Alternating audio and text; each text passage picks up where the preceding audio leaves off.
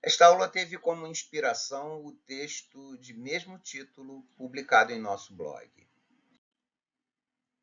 Eu sou Hamilton Viana, seu professor de Direito Militar, e vamos aqui comentar o conteúdo do texto publicado, trazendo o entendimento do Tribunal de Justiça Militar de Minas Gerais quanto ao caso apresentado, de acordo com a legislação, a jurisprudência e a doutrina aplicada.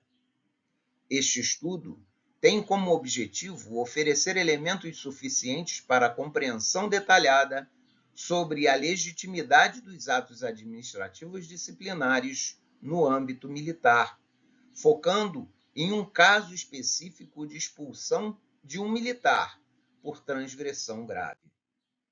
O caso utilizado como pano de fundo trata de uma apelação de um ex-militar contra sua demissão por transgressão disciplinar.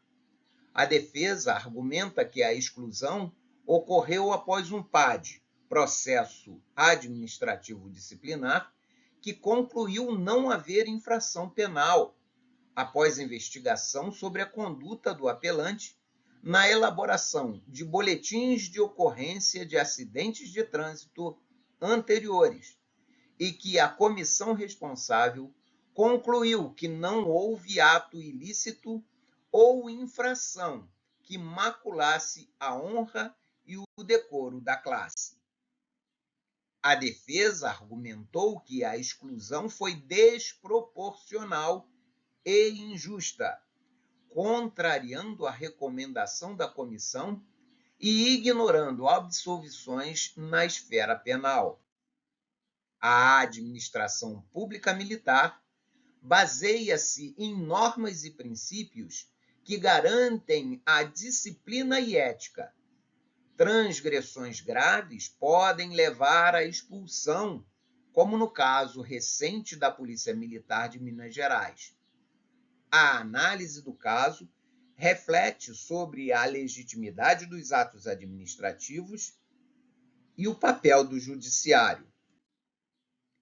A administração pública militar é regida por normas e princípios que assegurem a ordem e o cumprimento dos deveres. A disciplina e a ética são essenciais para a convivência e a atuação dos militares. Em casos de graves transgressões disciplinares, a punição de um militar pode levar à expulsão, como no caso recente da Polícia Militar de Minas Gerais. O militar recorreu de uma decisão desfavorável no âmbito civil.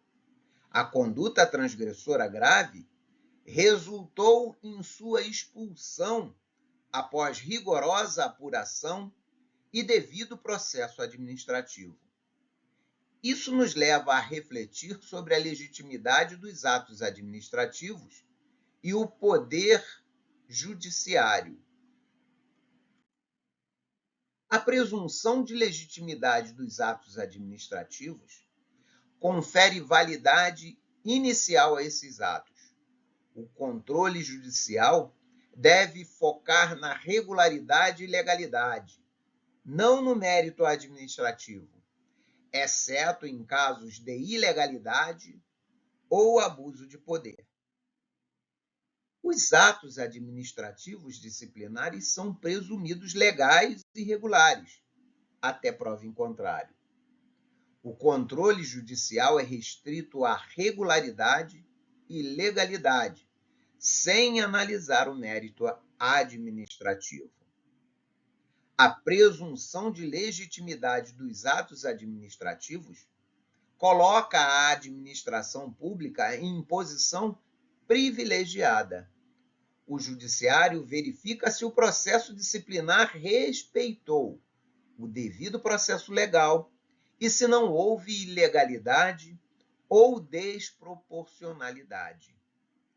Não revisa a conveniência da punição, exceto em casos de ilegalidade ou abuso de poder.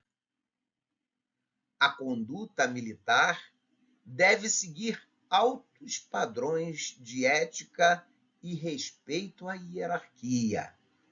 A demissão é aplicada em casos graves, conforme o Código Penal Militar. A disciplina é essencial para a ordem pública e a expulsão é obrigatória para transgressões graves. O Código de Ética e Disciplina dos Militares exige que a conduta dos militares siga altos padrões de ética, honra e respeito à hierarquia e disciplina. A demissão de um policial militar é aplicada em casos de transgressões graves que afetem a honra e o decoro da classe. O título 2 do Código Penal Militar prevê punições severas para crimes contra a autoridade ou disciplina militar. A expulsão do militar é uma sanção legalmente prevista, condicionada à avaliação das circunstâncias e gravidade da conduta. Eli Lopes Meireles destaca a disciplina militar como essencial para a ordem pública. A violação grave desses preceitos compromete a hierarquia. A sanção de expulsão é aplicada em casos de condutas que afetam os pilares da organização.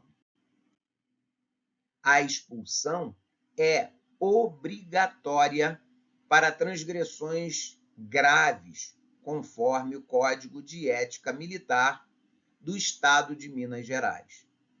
O Judiciário só pode intervir em casos de ilegalidade ou abuso de poder, o que não ocorreu neste exemplo.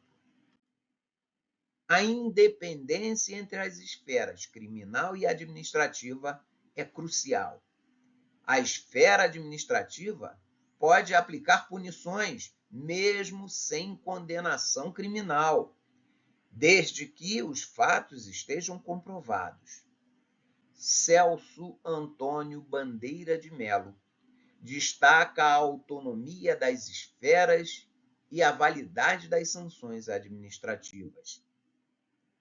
A independência entre as esferas criminal e administrativa é crucial.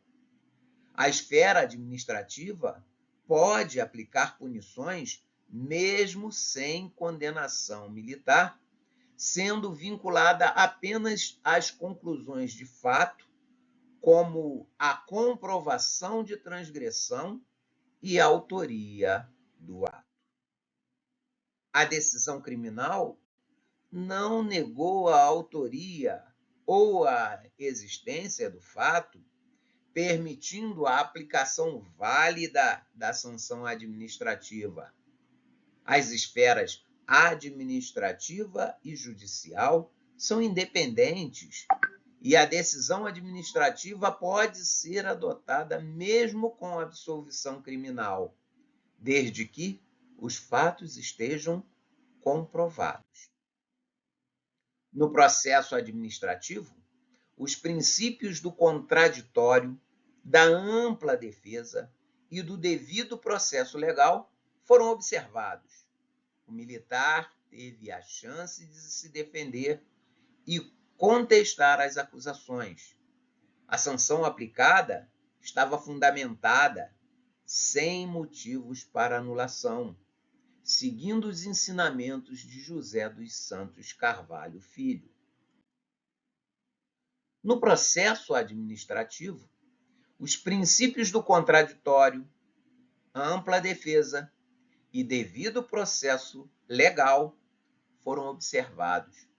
O militar teve a chance de se defender e contestar as acusações. A sanção aplicada foi fundamentada e não há motivos para anulação. José dos Santos Carvalho Filho destaca que o devido processo legal assegura ao acusado o direito de se manifestar enquanto a ampla defesa garante liberdade para apresentar provas, produzir argumentos e questionar a legalidade do procedimento. O militar cometeu transgressões graves, desrespeitando hierarquia e disciplina. A sanção de expulsão foi aplicada após um processo administrativo rigoroso. O militar não conseguiu provar ilegalidade na sanção e a decisão administrativa foi mantida. O militar cometeu transgressões graves, desrespeitando a hierarquia e a disciplina. Suas ações justificaram a expulsão, aplicada após um rigoroso processo administrativo. O militar não conseguiu provar ilegalidade ou desproporcionalidade na sanção. Os princípios constitucionais foram respeitados e a decisão administrativa punitiva foi mantida. A expulsão de um policial militar da Polícia Militar do Estado de Minas Gerais foi considerada legítima e dentro da legalidade, respeitando os princípios constitucionais e o Código de Ética. O Poder Judiciário verificou a regularidade do procedimento e a legalidade do ato, mantendo a sanção disciplinar aplicada pelo Tribunal de Justiça Militar do Estado de Minas Gerais. A expulsão de um militar da Polícia Militar de Minas Gerais foi legítima e dentro da legalidade, respeitando os princípios constitucionais e o Código de Ética e Disciplina dos Militares.